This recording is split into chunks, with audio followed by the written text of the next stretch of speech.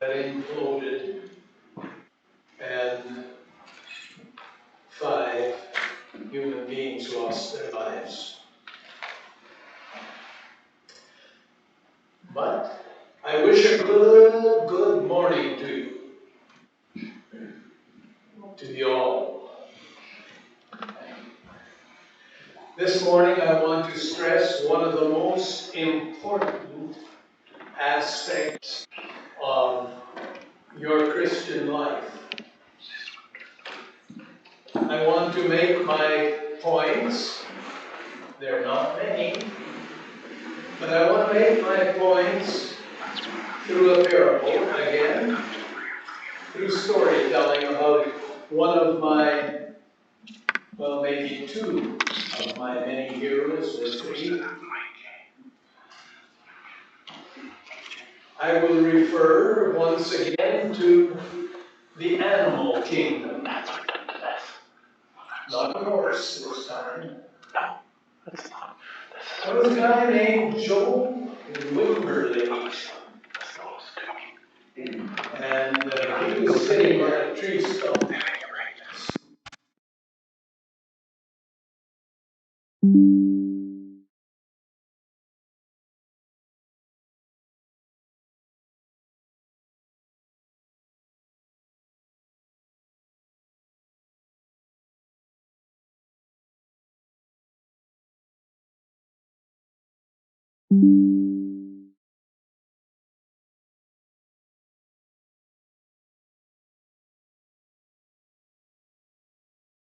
Cool doesn't even have a gas station.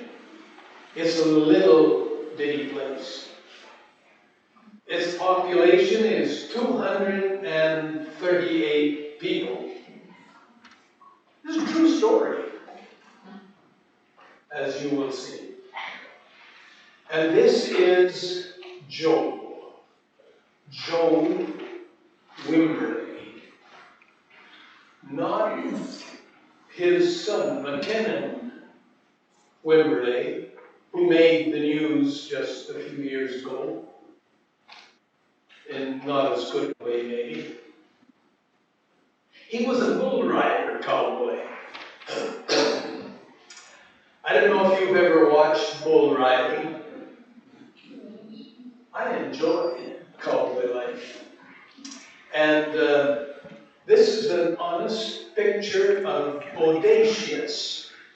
He's probably the most famous American bucking bull that ever went into the arena.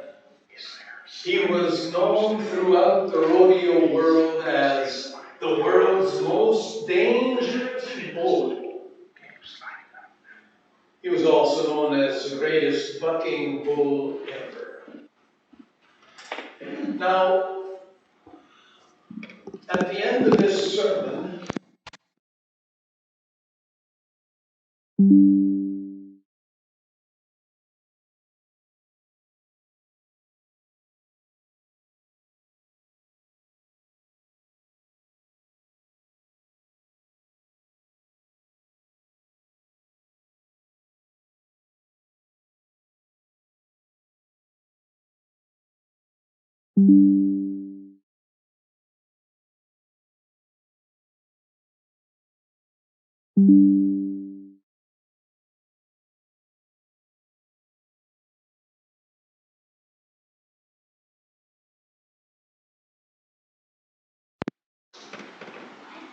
to first look at him, he looked a little bit like a sheep, except for that one horn curling down alongside his face.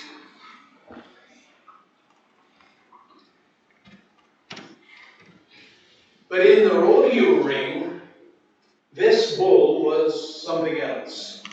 He was a terror.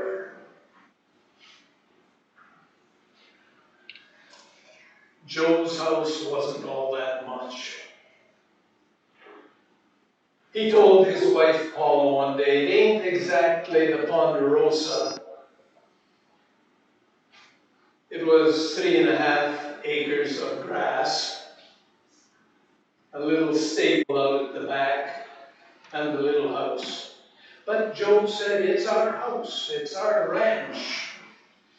Now, Job, of course, was a cowboy. He wore cowboy boots, a cowboy hat, and he had a mustache. He must have been a good man, eh?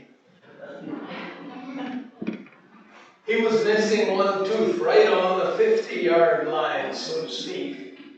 But his jaw was square and strong. He stood this tall, 5'8". Job Wimberly was his name. Earlier that day, it was 1988, and Job was 26 years old, and he'd had a call from the banker. You don't want to get a call from a banker. If they call you, there's something not good going on. His charge cards were full. Payments were late. His checking account was overdrawn. You can imagine how he felt. Or maybe you can't. I can. Money comes hard for rodeo cowboys. It's not an easy life. But Joe and Paula were people who were inclined to prayer. They had a relationship with Jesus, and they would pray through their problems.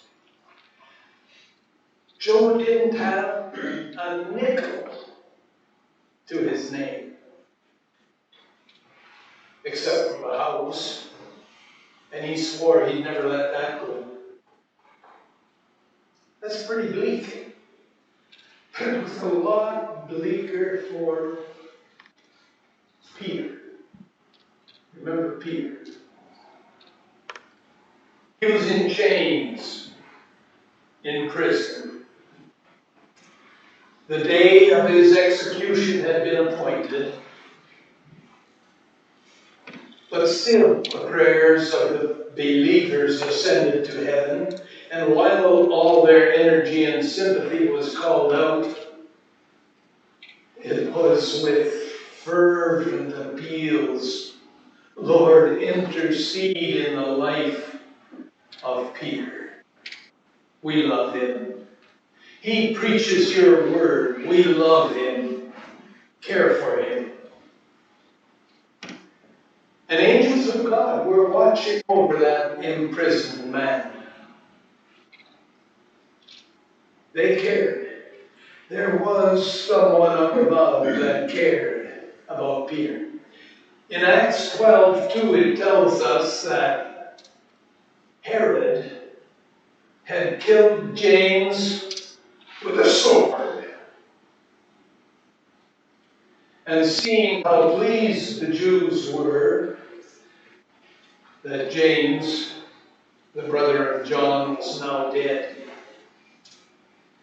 Herod decided to please the Jews a little more, and he gathered Peter into prison, and he delivered him to soldiers to keep him, intending after Easter. Yeah, Easter is mentioned in the Bible. After Easter, he would bring him out to the people. So Peter was kept in prison, but he wasn't there without a lot of prayer going up for him. They were praying. That same night, Peter was sleeping between two soldiers. He was bound with two chains. And there were other soldiers guarding him. And the angel of the Lord came. I don't know if angels give us sleep. Remember some nights when you can't sleep, you may need an angel. Because I'm going to tell you, when the angel came to get Peter, those soldiers slept like babies. And it says the angel of the Lord came upon him, and a light shined in the prison, and he shook Peter. Peter, arise quickly. And the chains fell off of his hands. Get dressed, Peter. Put on your sandals. And he did. And he said, follow me. And they came to the iron gate that leads into the city, and it opened up, letting Peter go out of the city. And they passed through one street, and the angel departed from him. Now, remembering, Herod had a memory, and he remembered that Peter had been miraculously released from prison once before. He was going to make sure that didn't happen again. They had 16 soldiers who fell asleep that night at the same time.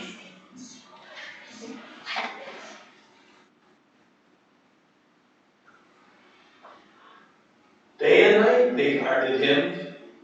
All chance of rescue or escape through human means was cut off. Now, Herod, you didn't understand when I released the prisoners from your prison last time. You're going to understand this time. When I put 16 soldiers to sleep and Peter's gone. You're going to understand this time. Man's extremity is God's opportunity. Are you a believer? Are you a believer in prayer? Sometimes we wonder.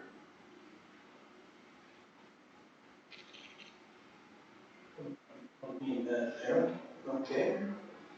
So God gave the soldiers sleep, and they slumbered and slept.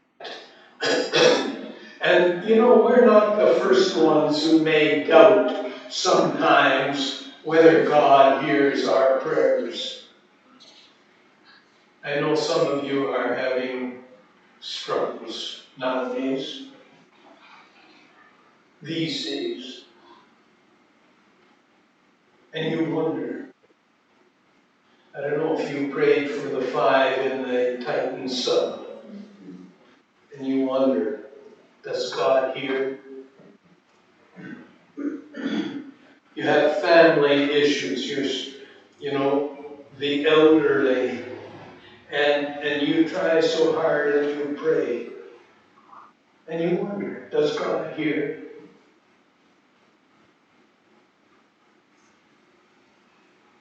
We're not the first to doubt, and really, God already has a plan in mind. He may have already answered the prayer. You remember a little girl?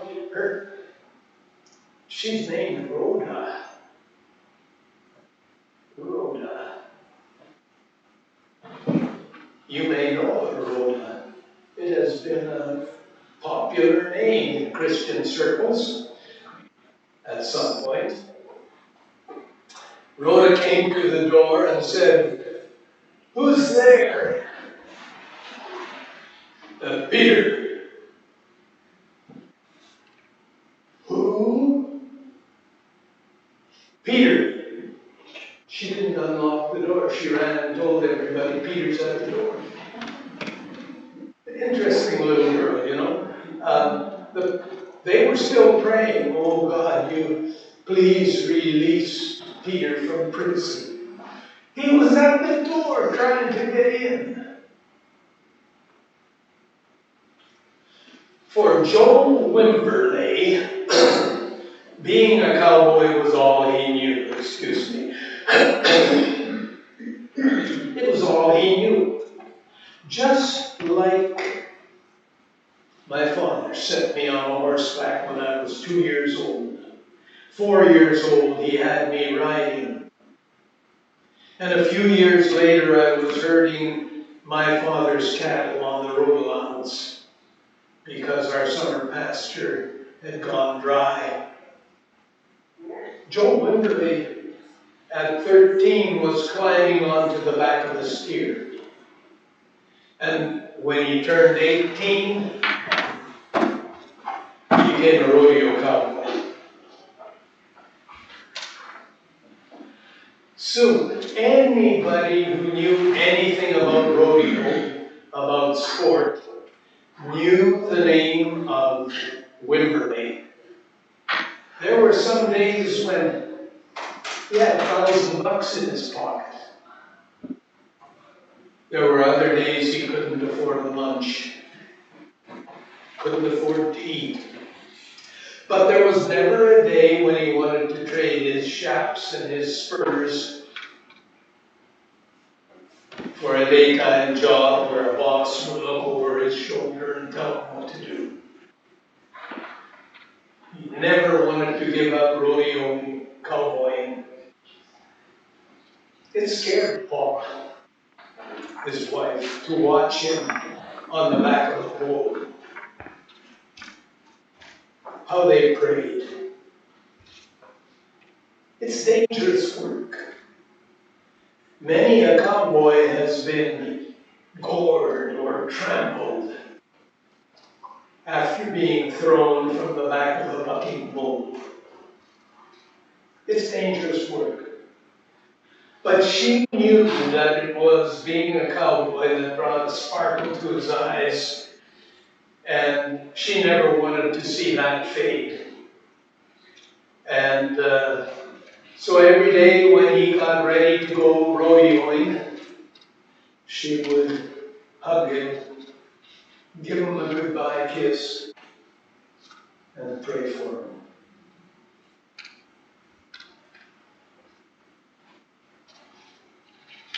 Prayer changes things. Not necessarily at the moment you think it should change, but in God's time. In God's time, prayer changes things.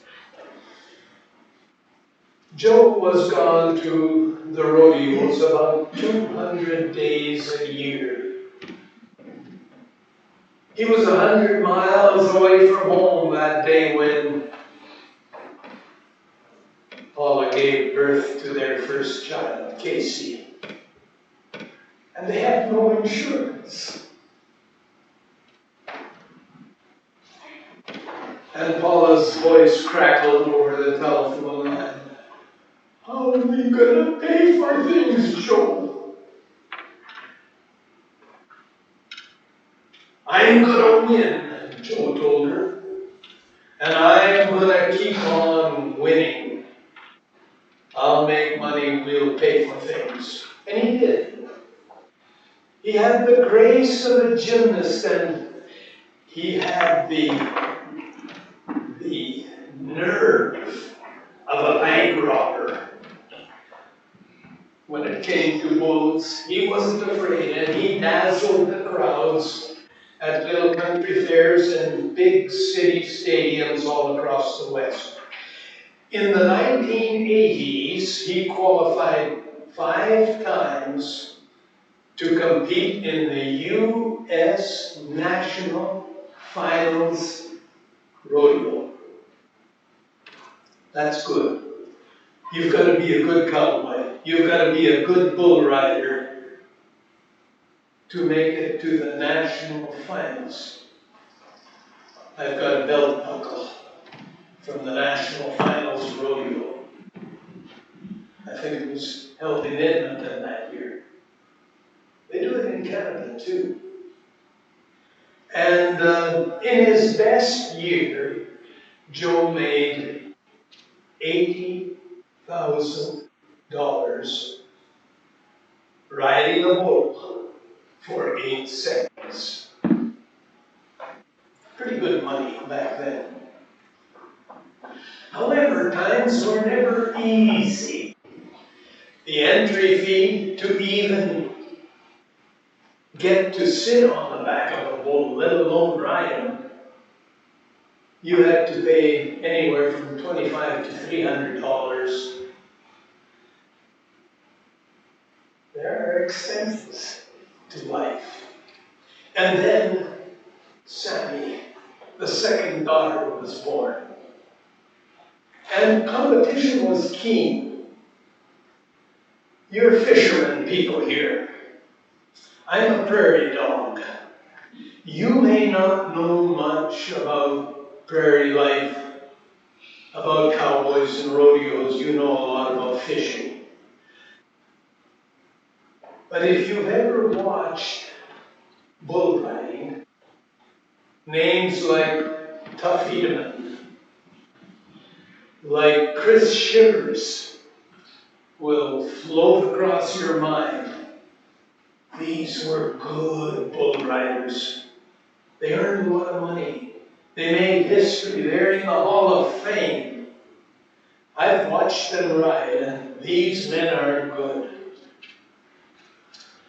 But the bills got paid, and then Paula took a job in the pharmacy nearby Waverley, and they saved enough to make a down payment on their house that Joe called a ranch.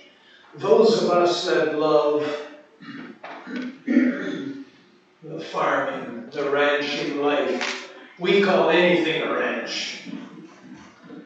Our little house in Stratford, Prince Edward Island, 1.5 acres was my ranch.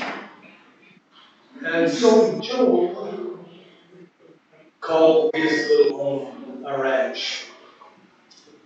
And he poured a cement slab out at the back of the house, kind of a patio slab. And then he took a twig from a tree and he carved the names: Joe, Paula, Sammy, the family, into the concrete, the wet concrete. And then McKinnon was born. He's 35 years old today. So this was a bit ago. And McKinnon himself has become a rodeo cowboy in the finals 3 times. Not quite as good as his dad, maybe, but he was good. Joe seldom missed a rodeo. Once his wrist got caught in the rope, and he hung there on the side of the bull and behind the bull, and the bull kicked him senseless, unconscious. It wasn't funny. And then rodeo clowns saved him from certain death. Joe was taken away on a stretcher, blood running down his face. He recovered from the injury, but weeks passed. Not $1 came in for the grocery day. Maybe I'm just not trying hard enough. The bills were all past due. All they could do was pray. And pray they did. Now, any of you who have ever watched bull riding or heard about it, you would have to have heard about Mesquite, Texas. It's one of the best known rodeo towns in America. Well, one day there was a man. Have you heard from Dodge Chrysler? Maybe you have. Maybe you owned a Chrysler product at one time. An executive from Dodge Chrysler, he called a rodeo owner named Neil Gay, and he had a promotion idea.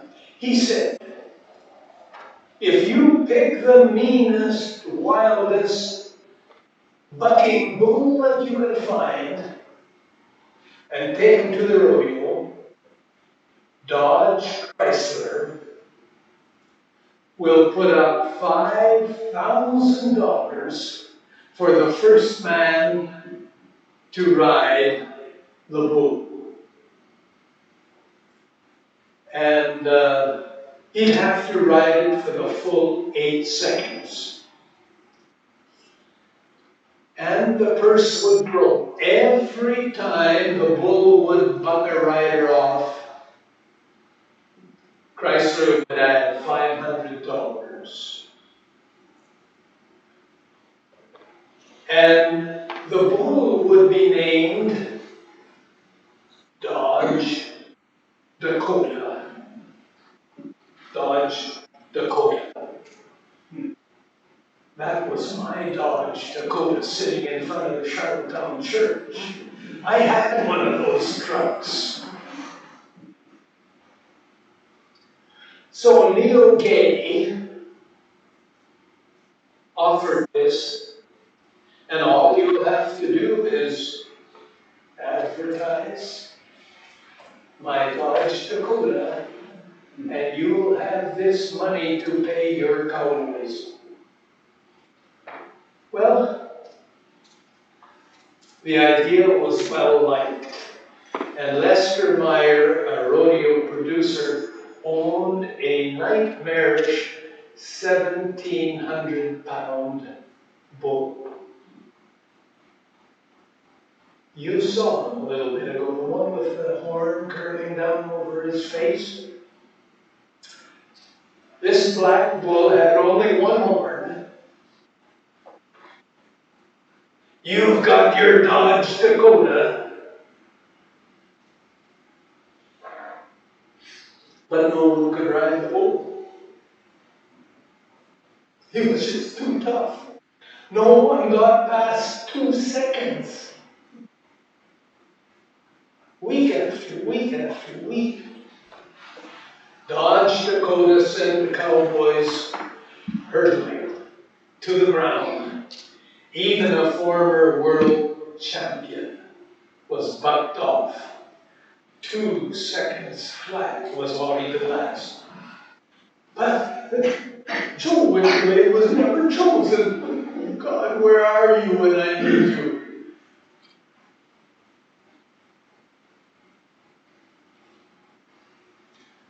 God was right where he always is, taking care of the events in your life. Oh, they may be pretty rough sometimes. God's there, and in his time,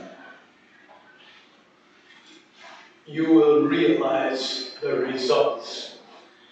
Well, one day Joe was carrying a feed sack from the driveway back to his little stable back on his 3.5-acre ranch, and he heard the screen door slam, and Paula hurried over. Joe! Joe!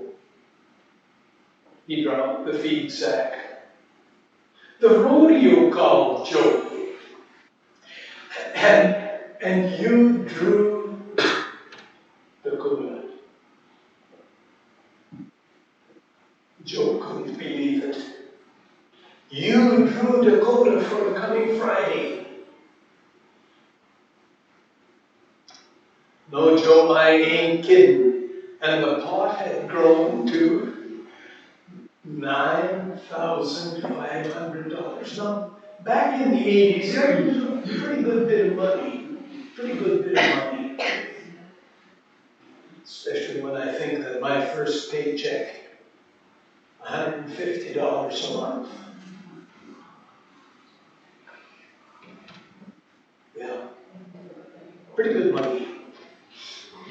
So in his mind, Joe started riding that bull, In his mind, he would sit on the bull, clamping his knees and his thighs against the bull's side, wrapping the bull rope around his hand so he'd have a good firm grip.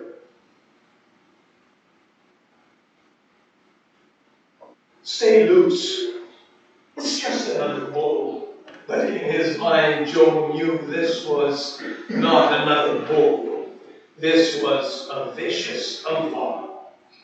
They said Dakota the Bull started every ride the same way.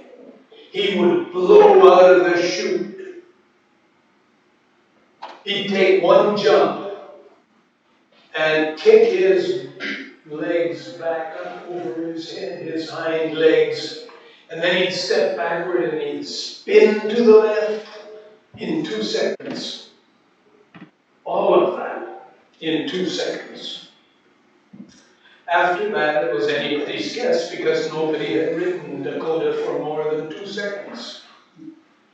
Joe paced behind the chutes. He looked up in the stands, he saw his family, and again he prayed, "Oh God, I need this." He pulled himself over the rails and settled on the broad humpback of Dakota. Oh, I've got my chance. He wrapped the bull rope around his right hand, and the other end was twisted around the belly of that animal. And before the chute gate opened, he did it again. "Lord, I'm coming to you like a friend," Joe pleaded. "You know that I need this ride." The gate swung open. Dakota bolted. Joe's thighs squeezed tight. The beast bucked hard, slammed down. He bellowed and twisted to his left, foam spewing out of his snout. The cowboy thumped back into his seat, the rope burning his hand. His head snapped backward, his hat flew off, but he was hanging on. The stands thundered. 6,000 fans were on their feet, screaming, shrieking, stomping. The clock flashed. 5 seconds. 6 seconds. And Dakota groaned like a beller from hell. That's what it said in the article I read. And he bucked violently. 4 hoofs in the air, and you guessed it, suddenly the bull was running alone. Crashing flat on his back, Joe looked up to see the belly of the bull and its slamming hoofs, and he scrambled away, and the clowns chased Dakota back to his pen. Cowboys call that a dirt lunch when you get bucked off. Where was God? I needed that so badly. Joe and Paula didn't stop praying. You don't stop praying just because life gets hard, do you? I hope not. So they kept praying. Later that summer, Joe was again paired with Dodge Dakota. No one had ridden him. In an instant this time, the bull slammed him and his dreams into the dirt. No bills getting paid this time. Not this time. By now, Joe was really hurting for money. He did every kind of an odd job that you could think of. He shoed horses. He entered jackpot bucking contests. He organized a rodeo school, but his debts kept piling up. Remember, he had the mortgage on the little house. And then one day, he just had to list it. The banker was insistent. So he listed the little house for sale, put it on the market. It's only boards and paint and siding. If we as a family stay together, let's hang in there with God. Well, it's not that easy to say. It sounds easy, but it's not. Job was scrambling for money. He paid another humiliating visit to the banker. Can't I have just a little more time? I'll pay the mortgage. You've had time, Job. Where was God? Just where He always is, looking out for our best interests.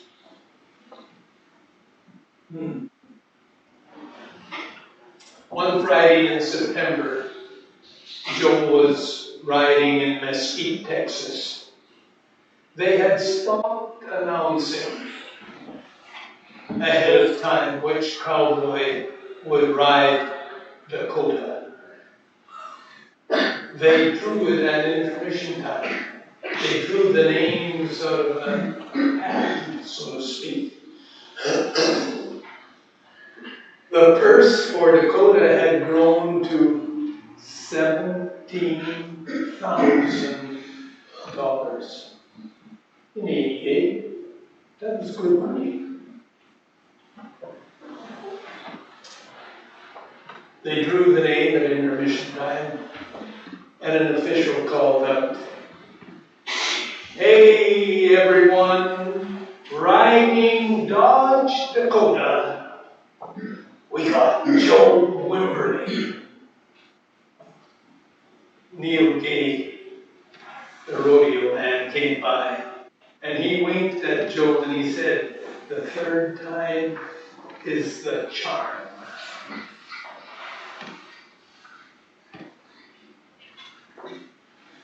When Paula heard it, she was in the stands. With God here in prayer, her heart pounded. Today, oh please, God, today, please. Joe climbed to the bucking chutes, and he got down on the bull's back. 24 times the bull had won. The pot today was big enough to pay off the mortgage, to pay the credit cards, and have a little bit extra. Would God help to happen? Joe got on the bull, and the bull stamped, and inside the chute, the rope was wrapped around Joe's hand. And then he thought to himself, if you ain't got no choice, be brave. And he prayed. Did you ever pray on the back of a bull? Maybe on the back of a horse. The gate swung open and the clock started counting to 8. The huge black beast bellowed. Dakota's head snapped violently, and it seemed that his eyes were flashing fire. Dust billowed up from his kicking hoofs. 2 seconds. 3, 4. Joe bounced on the bull's back.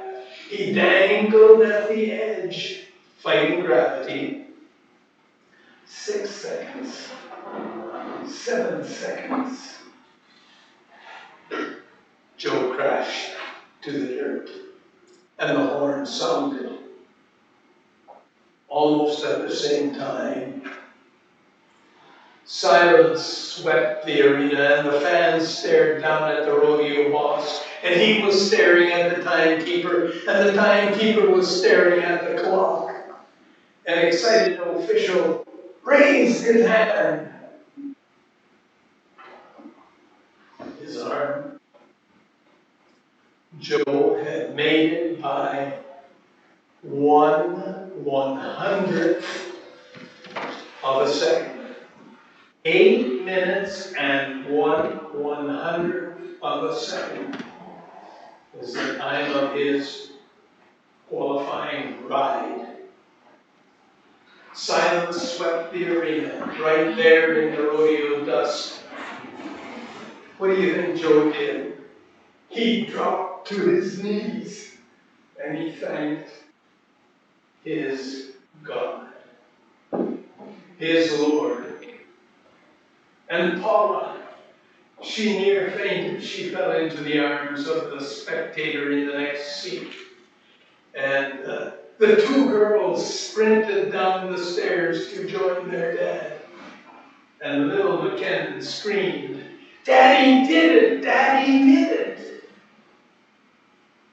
The family clung to Jesus until the right time God came through.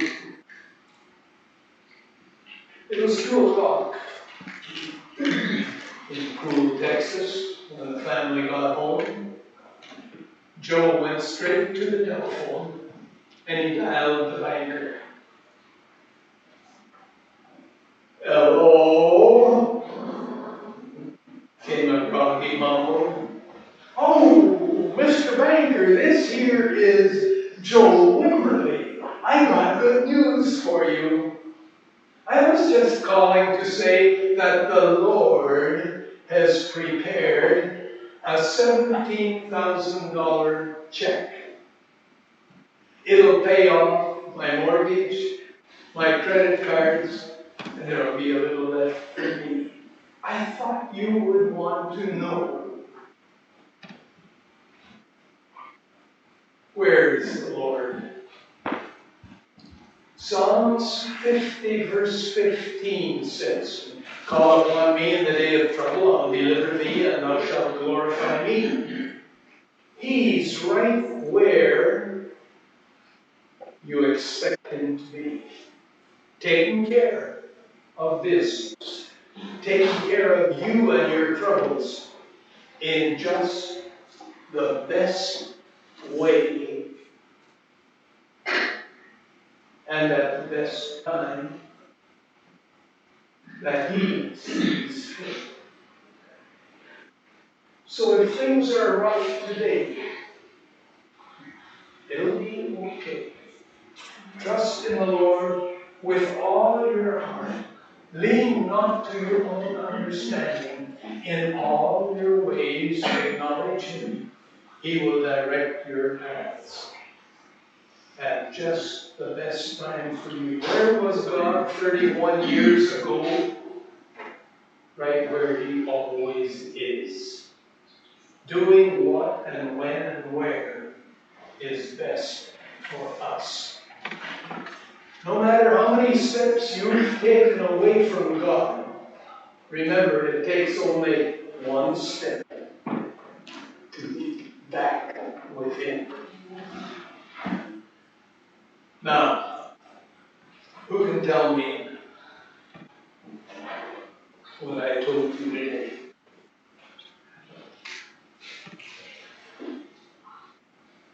Is it like the devil in the shoe?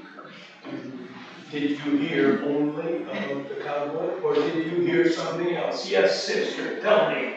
Sometimes, this is what I got from it, sometimes it's a blessing to live on the edge because it keeps you on your knees. Thank you. What did you get out of the sermon today? Never give up on God and keep praying. Never give up on God and keep praying. You know, that's what I wanted you to get out of it today. Stories help us remember. Amen. Stories help us remember. And God is now exactly where he's always been, looking after you in just the right way at just the right time. Never forget. And so I'm going to call on our song leader to lead us in our closing song.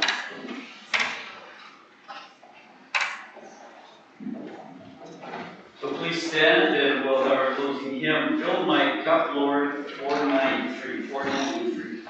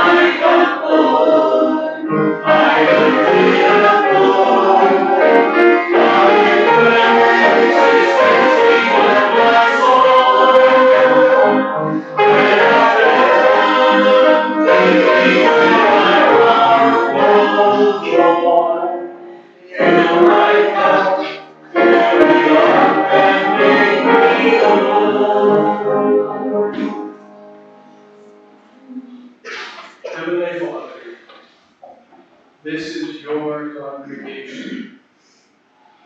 Many of them are waiting for you to fill their cup in a special way. Help them to trust you with all their hearts. Be merciful to them. Bless them as they go forth from this chapel today. Build their trust, build their faith to the glory of your name. For Jesus' sake we pray. Amen. Amen.